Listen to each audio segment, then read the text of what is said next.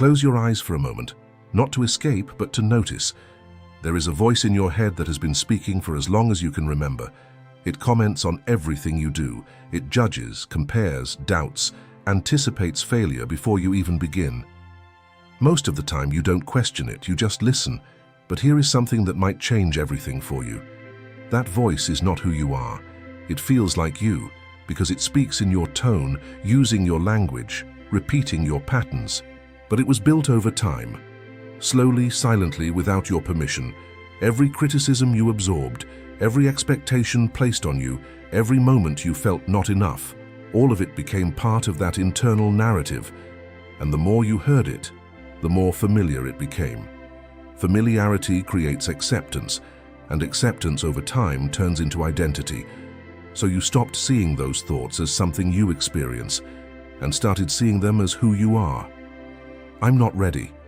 I'm behind. I'm not capable. But those are not truths. They are repetitions.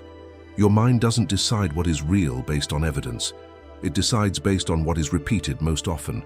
And if a thought is repeated enough times, your brain stops questioning it. It becomes automatic, invisible, normal. That is how you can live inside a limitation without ever realizing it was learned. So before anything else changes in your life, you need to see this clearly. You are not your thoughts. You are the one who hears them. And once you see that, even for a second, something begins to shift. If that voice isn't you, then where did it come from? It started long before you were aware enough to question anything. When you were younger, you didn't choose your beliefs. You absorbed them. From the way people reacted to you, from what was praised, from what was criticized, from what was ignored. Every time you felt rejected, your mind tried to make sense of it, not with logic, but with survival. If this happened, it must mean something about me. So you created conclusions. Maybe you decided you had to be perfect to be accepted. Maybe you learned that speaking too much leads to judgment. Maybe you started believing that you're always one step behind everyone else. At the time, those conclusions helped you adapt. They protected you. They gave you a way to navigate the world. But here's the problem. Your mind never stopped using them. What was once a temporary interpretation became a permanent filter. Now you don't see reality as it is. You see reality through what you learned to believe. And because those beliefs were formed early, they feel unquestionable. You don't hear them as opinions, you hear them as facts. That's why the voice sounds so convincing, not because it's right, but because it's familiar. And the human mind trusts what is familiar, even when it is limiting.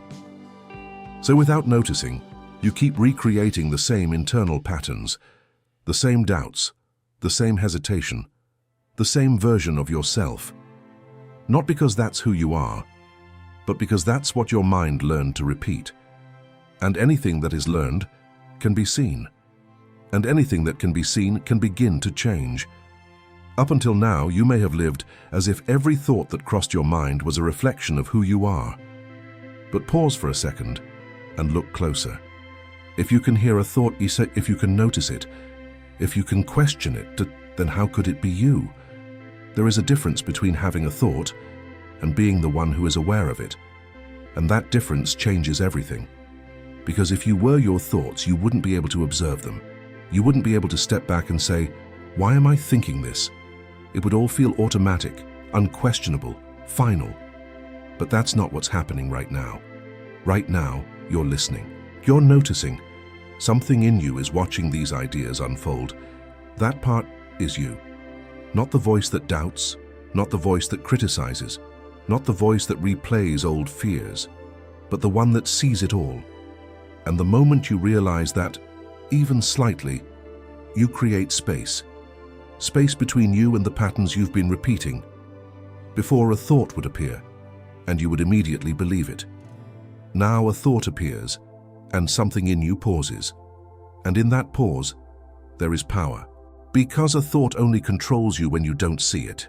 The moment you see it clearly, it loses its authority. It becomes just a sentence in your mind, not a command, not a truth, just something that appeared and can disappear. This is where most people never get to. They spend their entire lives reacting to thoughts without ever realizing they had the ability to observe them. But now you're starting to see it. And once you see it, you can't go back to being completely unconscious again. Something has shifted. Once you stop seeing your thoughts as absolute truth, something unsettling starts to become clear. Most of your life has been shaped by things you never questioned, not by what you are capable of, but by what you believed you were capable of. And those are not the same thing, because a thought doesn't need to be true to influence your actions. It just needs to feel real enough. If a thought says, "You're not ready," you hesitate. If it says you're going to fail, you hold back. If it says this isn't for you, you walk away before even trying. Not because those outcomes are guaranteed, but because your mind presented them as if they were. And over time, those small moments of hesitation start to build something much bigger. A pattern. You begin to live inside invisible boundaries, not physical limits, but psychological ones. You avoid certain risks. You stay in familiar environments. You repeat behaviors that feel safe, even when they don't move you forward. And slowly, without realizing, your life starts to match those internal limitations. Not because reality is restricting you, but because your perception is. That's the real control, not something external, not other people, not circumstances, but a set of internal narratives, running in the background, shaping your decisions before you're even aware of them. And the most dangerous part is this: it doesn't feel like control. It feels like, this is just who I am, but it isn't. It's just what has been repeated long enough to feel permanent. And what feels permanent is rarely questioned, until now. At some point, without even noticing, your thoughts stopped being just thoughts. They became your identity. Not all at once, not in a single moment, but slowly, through repetition. You didn't just think, "I'm not good at this." You became someone who isn't good at this. You didn't just think, "This is hard for me." You became the kind of person who struggles. And once a thought turns into identity, it stops being questioned, because now it doesn't feel like something you can change. It feels like something you are.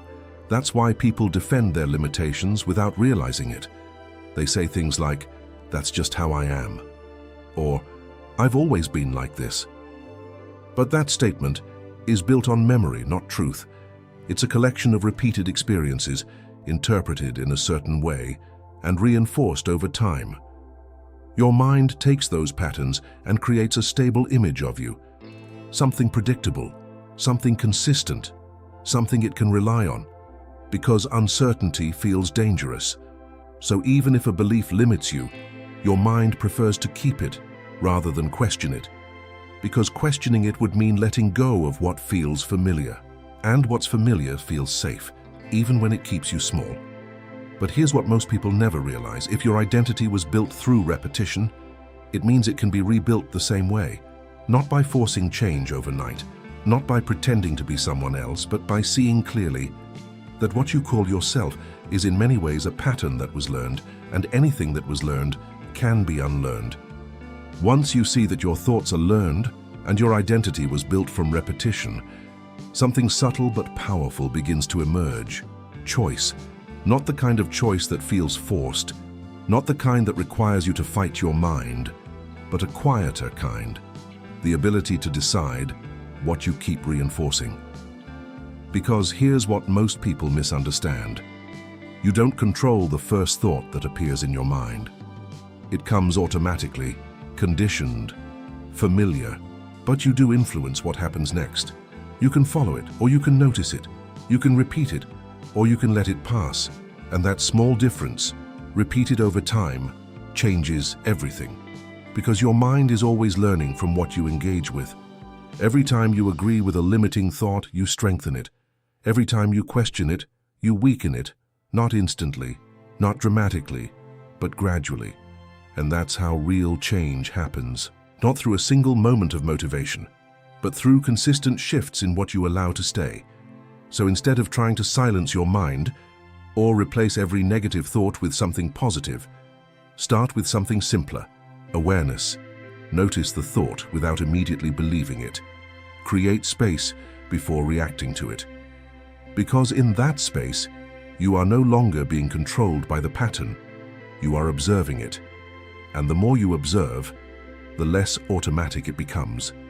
Until one day, something that used to define you no longer has the same weight, not because it disappeared, but because you stopped feeding it, and what is not reinforced begins to fade. At this stage, many people make the same mistake. They realize their thoughts are limiting, and immediately try to replace them with positive ones. I am confident. I am successful. I am unstoppable. But deep down, it doesn't feel real, because the mind doesn't change through forced statements. It changes through what it can recognize as possible. If a thought feels too distant from your current experience, your mind rejects it. Not because you're incapable, but because it doesn't match what has been repeated so far.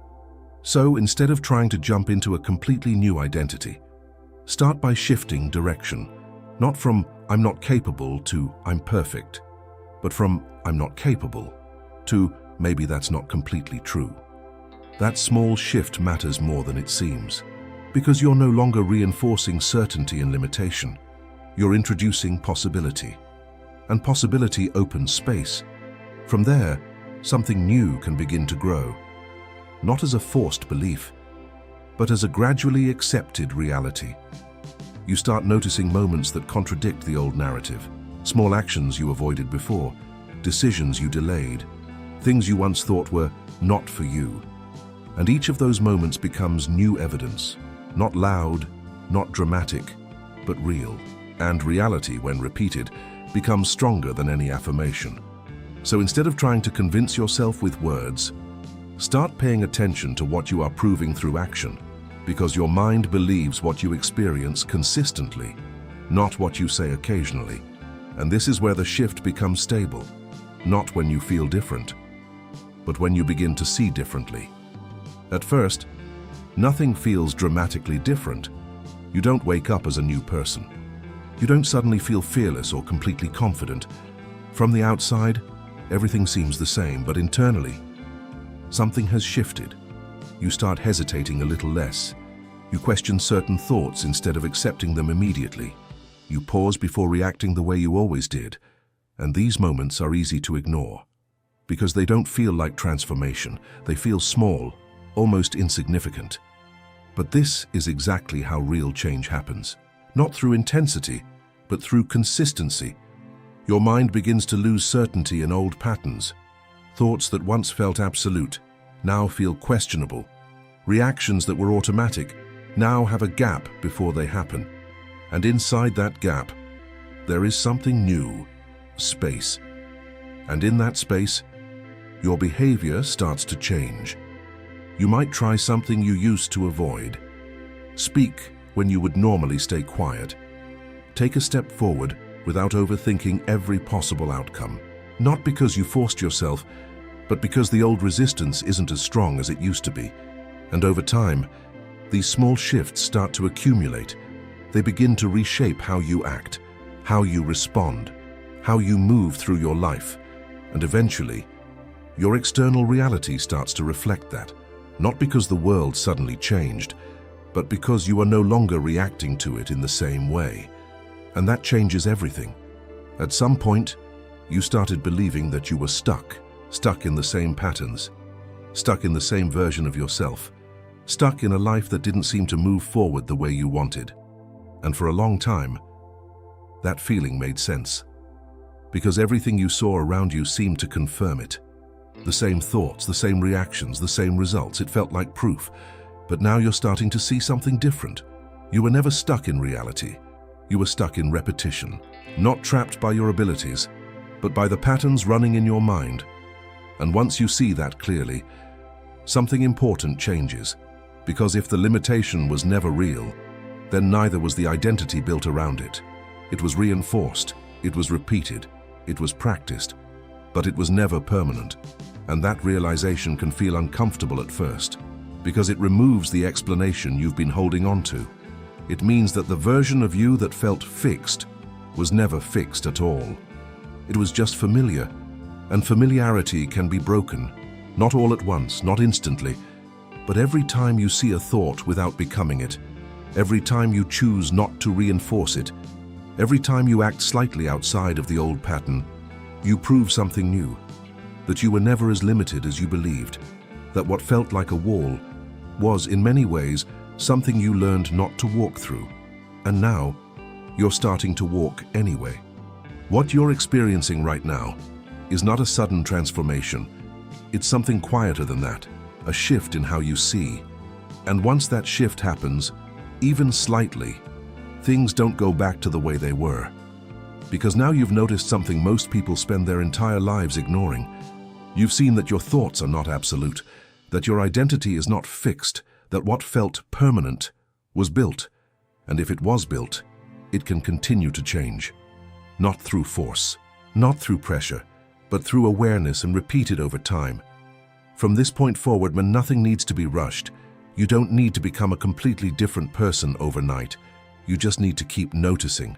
Not every thought deserves your agreement. Not every pattern deserves to be repeated. And the more you see that, the more natural it becomes to respond differently. This is not about controlling your mind.